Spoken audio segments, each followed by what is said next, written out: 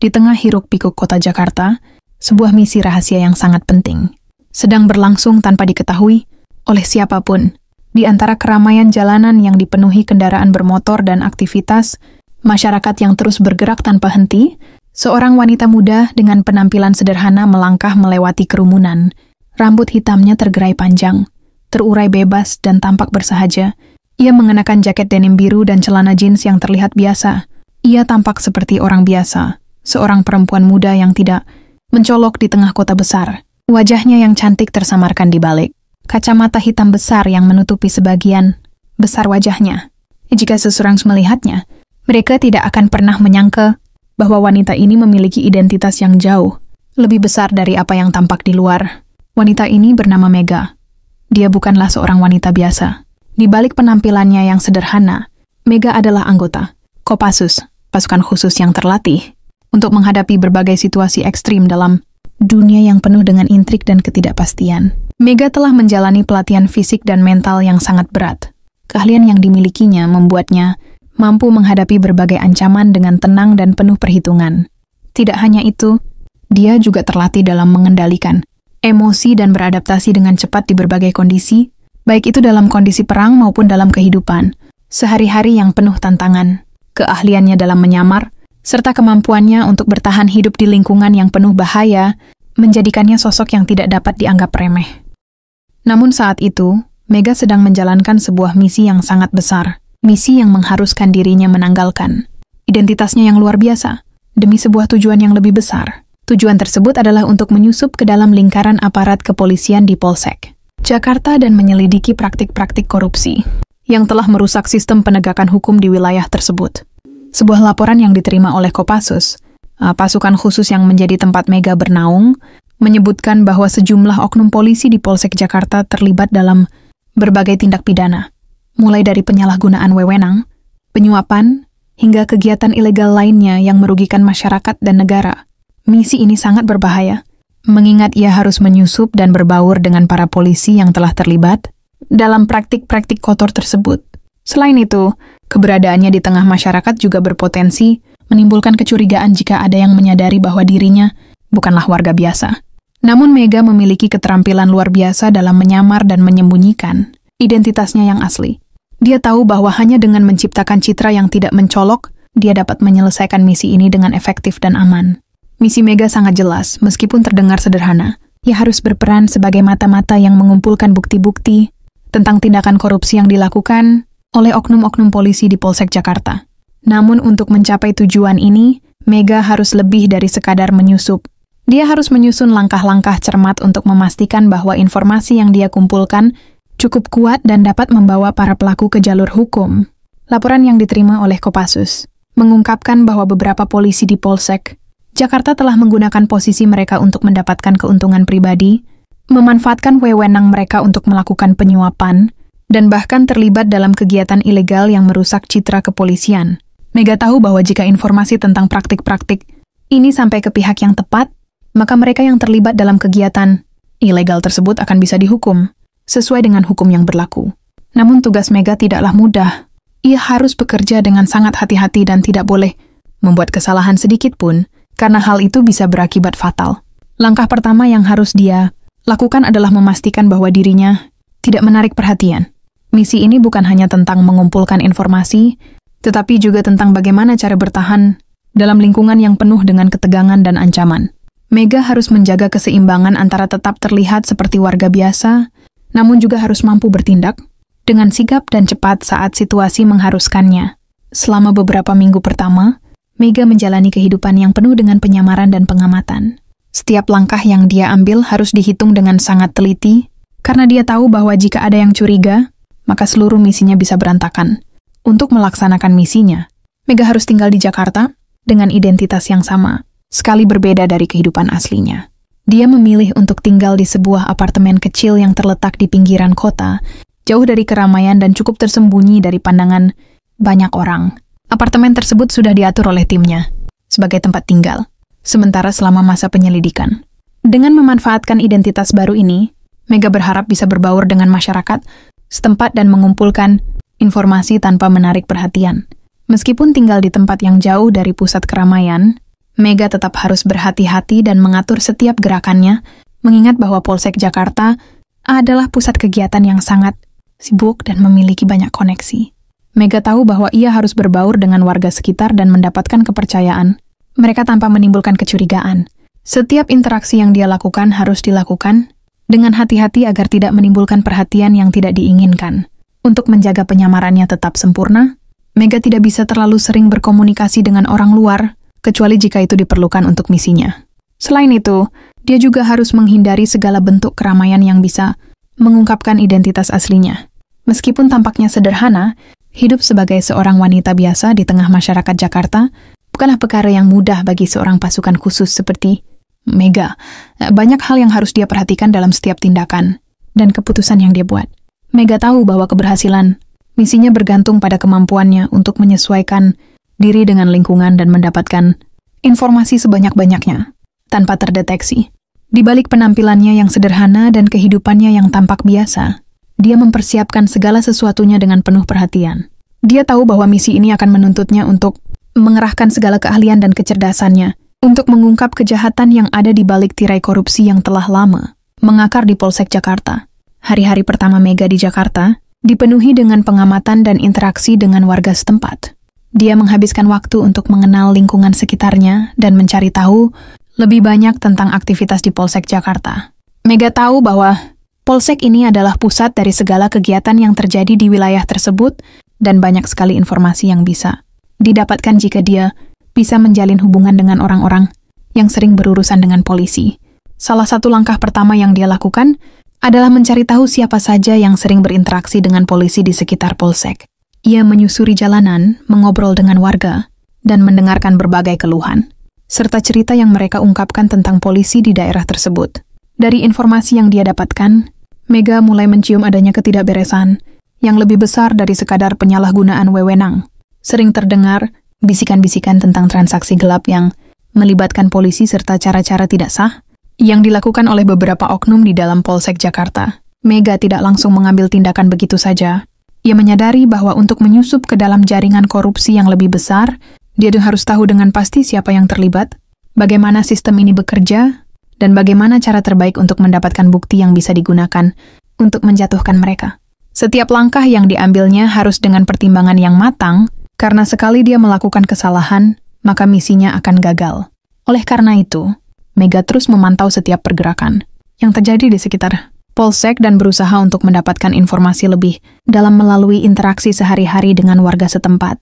Dengan senyumnya yang ramah dan sikapnya yang santai, Mega perlahan mulai mengumpulkan informasi dari berbagai sumber yang tidak dicurigai oleh pihak manapun. Setiap informasi yang dia dapatkan dicatat dengan teliti dalam memorinya dan dia berusaha untuk mengonfirmasi setiap dugaan yang muncul melalui pengamatan langsung. Hari demi hari, dia semakin dekat untuk mengungkapkan apa yang terjadi di balik Polsek Jakarta. Namun, dia juga semakin menyadari betapa besar tantangan yang ada di depannya. Setelah beberapa hari mengamati dan mengumpulkan informasi dari berbagai sumber, Mega merasa bahwa ada yang tidak beres di sekitar Polsek Jakarta. Meskipun dia belum mendapatkan bukti konkret tentang praktik korupsi yang lebih besar, beberapa petunjuk mulai terlihat. Bisikan-bisikan yang terdengar di kalangan warga, keluhan tentang ketidakadilan dan penyalahgunaan wewenang, serta beberapa kejadian aneh yang terjadi di sekitar markas. Polsek mulai menunjukkan tanda-tanda bahwa ada jaringan kriminal yang lebih luas yang melibatkan para pejabat tinggi di Polsek itu. Suatu malam, saat Mega sedang duduk di sebuah warung kopi dekat markas Polsek, dia menerima pesan singkat yang tidak biasa. Pesan tersebut datang dari sumber yang tidak dikenal, dengan alamat dan waktu yang sangat tepat sebuah lokasi. Tersembunyi di pinggiran kota, jauh dari keramaian, yang harus dia kunjungi dalam waktu dekat. Tidak ada penjelasan lebih lanjut. Dalam pesan itu hanya sebuah alamat dan waktu yang menunjukkan tengah malam, waktu yang paling rawan untuk menyelidiki sesuatu yang mencurigakan. Mega merasa ada yang tidak beres. Namun, instingnya yang tajam mengatakan bahwa ini adalah petunjuk yang sangat penting. Setelah memeriksa lokasi dan memastikan bahwa tidak ada kesalahan dalam informasi yang diterima, Mega memutuskan untuk mengikuti petunjuk tersebut. Ia tahu bahwa ini adalah bagian dari tugasnya yang lebih besar, dan meskipun perasaan waspada terus menghantuinya, dia tidak bisa mundur begitu saja. Mega mempersiapkan dirinya dengan cermat, membekali diri dengan perlengkapan yang diperlukan, dan memastikan bahwa identitasnya tetap terjaga. Satu hal yang pasti, ia harus bergerak cepat dan tidak menimbulkan kecurigaan di sepanjang perjalanan. Tengah malam, Mega melangkah keluar dari apartemennya menuju lokasi yang dituju. Suasana Jakarta yang biasanya ramai kini tampak sunyi. Jalanan yang kosong hanya dihiasi oleh suara langkah kaki. Mega yang menggema di sepanjang trotoar yang sepi. Hatinya berdebar, namun ia berusaha untuk tetap fokus pada misinya. Setiap sudut yang ia lewati, setiap gerakan yang terjadi di sekelilingnya, ia perhatikan dengan seksama. Pengalaman bertahun-tahun sebagai anggota pasukan khusus membuatnya sangat peka terhadap bahaya yang mungkin datang. Sesampainya di lokasi yang dituju, Mega merasa ada sesuatu yang tidak beres. Sebuah rumah kosong, yang tampak terbengkalai berdiri dengan pintu yang sedikit terbuka, seolah mengundang seseorang untuk masuk. Suasana di sekitar rumah itu mencekam, sunyi, gelap, dan penuh dengan ketegangan yang sulit dijelaskan. Namun, Mega tahu bahwa ini adalah titik kritis dalam penyelidikannya. Tanpa ragu, dia menyelinap masuk ke halaman rumah dengan langkah tenang, berusaha tidak membuat suara sedikit pun. Begitu memasuki gerbang rumah, ia melihat sebuah mobil hitam terparkir di depan, dengan beberapa sosok yang sedang berbicara di dalamnya. Mega berhenti sejenak, memeriksa keadaan sekitar sebelum melanjutkan langkahnya ke bagian belakang rumah. Di sana, pintu belakang rumah sedikit terbuka, memberikan akses yang lebih mudah masuk tanpa menarik perhatian. Mega melangkah dengan hati-hati, memastikan bahwa tidak ada suara yang dapat membongkar keberadaannya. Begitu memasuki ruang dalam rumah yang lebih gelap dari yang ia duga, Mega merasakan bahwa ada lebih banyak orang di dalamnya. Beberapa suara terdengar samar-samar, tetapi mereka berusaha untuk menjaga kerahasiaan percakapan mereka. Mega bergerak cepat menuju ruang tengah, di mana beberapa sosok tampaknya sedang berkumpul.